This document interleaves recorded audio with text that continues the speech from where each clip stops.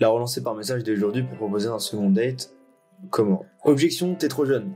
Couchsurfing, comment surfer avec une fille qu'on héberge chez soi? C'est comment présenter ton offre de la façon la plus attractive possible pour qu'elle ait envie, qu'elle comprenne ton intention et qu'elle se sente à l'aise avec le fait de prendre cette décision. Tu lui parles comme si elle était super investie alors qu'elle n'est pas tant que ça, tu vois. En fait, il faut toujours lui parler par rapport à son niveau d'investissement. Bonjour tout le monde, c'est parti pour les Q&A. Comment rester fun et non réactif lorsque vous parlez pas la même langue? Avec ton nom verbal. Rien ne t'empêche d'être fun et non réactif quand tu parles pas la même langue. C'est juste que t'as pas l'habitude pour l'instant. Le problème, c'est d'essayer de trouver un tips pour être non réactif, mais y a pas de tips. C'est quelque chose qui vient avec le temps. La première fois que tu fais un match de baseball, je pense que t'as jamais fait de baseball de ta vie. Si t'en as fait, bon bah tant mieux. Mais la première fois que tu vas en faire un, tu vas être réactif. Parce que t'as pas l'expérience. Pour être non réactif, il y a deux choses. C'est la préparation et l'expérience. C'est les deux qui vont te rendre non réactif. Simplement la confiance. À quel point est-ce que t'es confortable à l'idée de faire quelque chose. La première fois que j'ai fait ce genre de vidéo, j'étais totalement réactif. Là, je l'ai fait pendant plus d'1 an. Donc j'ai l'habitude de répondre aux questions. Il y a très peu de questions qui vont me bouleverser. Je vais me dire, oh, j'ai pas la réponse. Mais ça aurait été une erreur de ma part de me dire dès la première fois que je fais ce genre de vidéo, oula, je suis réactif, qu'est-ce qui se passe, c'est quoi la solution? Vous pouvez d'ailleurs regarder, c'est assez marrant. Toute première vidéo que j'ai fait sur YouTube, j'avais pas du tout la même vibe que maintenant lorsque je suis en vidéo. Est-ce que j'ai bien fait de rentrer dès que le tram était là, quitte à ne pas seed le second date, plus lui dire au revoir? Je regarde le contexte du coup. Ok. Ce que tu aurais pu faire là, c'est adresser le truc. Par exemple, lui dire, elle te dit la prochaine fois. Genre, je lui répondrai, ah, parce que t'as un truc à faire après. Elle va me dire quelque chose. Après, je vais lui répondre. C'est plus le fait de passer plus de temps avec moi, et c'est plus le fait que t'aies pas le temps. Ou bien c'est parce que t'es pas à l'aise avec l'idée d'aller chez moi. Et là, du coup, elle te dit qu'elle est pas à l'aise avec l'idée d'aller chez toi. Et donc, tu peux traiter ça. Tu peux lui dire, c'est parce qu'on se connaît pas assez, j'imagine. Ok, ouais, je comprends. Bah, en vrai, moi, dans tous les cas, je vais aller chez moi. Sache une chose, c'est que je vais rien faire d'inconfortable si tu viens chez moi. Si à n'importe quel moment t'as envie de rentrer, tu me le dis et je te prends un Uber pour que tu puisses rentrer chez toi, ou bien je te ramène chez toi avec grand plaisir. Moi, mon intention, c'est juste de passer plus de temps avec toi. Là, j'ai faim, j'ai envie de rentrer chez moi. Donc ouais, je t'invite. Et, si tu veux pas, c'est pas grave.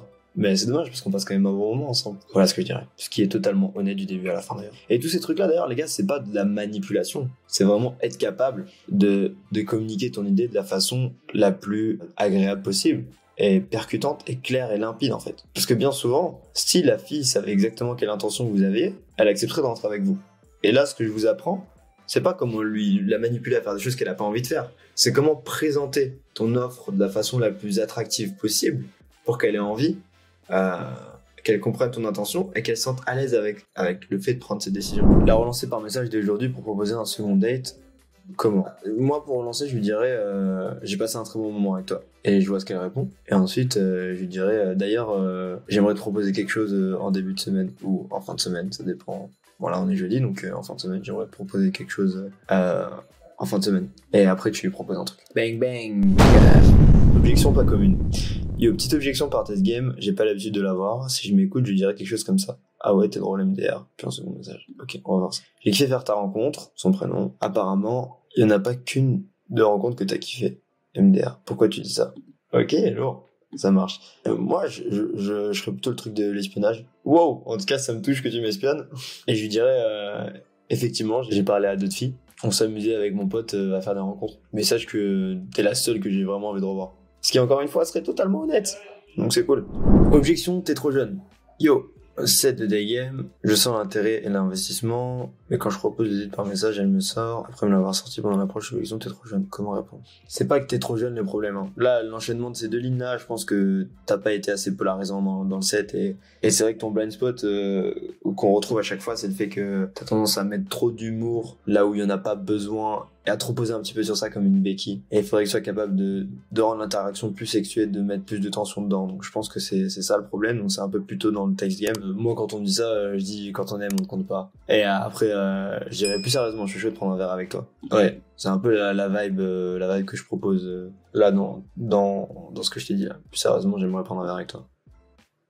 Parce que c'est ça, en fait, elle veut juste être, genre, ce qu'il faut, c'est lui montrer que t'es détaché par rapport à ça, que toi, et recadrer l'intention sur, on prend un verre ensemble, si ça marche, tant mieux, si ça marche pas, tant pis, mais le fait d'être jeune, bon, c'est tous les deux que c'est du bullshit. C'est un petit peu ce que tu dois se communiquer. Couchsurfing. Comment surfer avec une fille qu'on héberge chez soi et qui vous dit qu'il y a plein de mecs relous qui t'invitent chez lui pour coucher. Et moi, je vais pas chez les gens pour ça. Que je respecte. Je comprends, mais après. Bah là, elle est en train de te dire, de façon subliminale qu'elle veut pas que t'essaies de coucher avec elle. Donc, n'essaie pas, franchement, n'essaie pas. C'est le conseil que je te donne. Après, si elle te plaît et que t'as envie de la game, juste, tu peux prendre un verre avec elle, manger avec elle, peu importe, j'en sais rien. Et vibrer avec elle, tu vois. Genre, vibrer, faire en sorte qu'elle soit vraiment bien présente dans l'interaction, qu'elle t'aime bien, faire augmenter ta valeur perçue. Et à partir de ce moment-là, tu vas pouvoir la closer. Mais il faut qu'elle te voie comme étant value, parce que la raison pour laquelle elle va vouloir coucher avec toi, c'est pas parce que ça a rien à voir avec le fait que ce soit du couchsurfing ou peu importe, c'est juste le fait qu'elle trouve que t'es attirant. Donc il va falloir que t'arrives à l'attirer.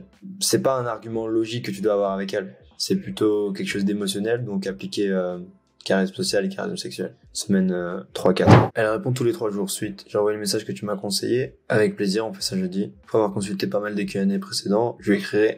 J'aime beaucoup.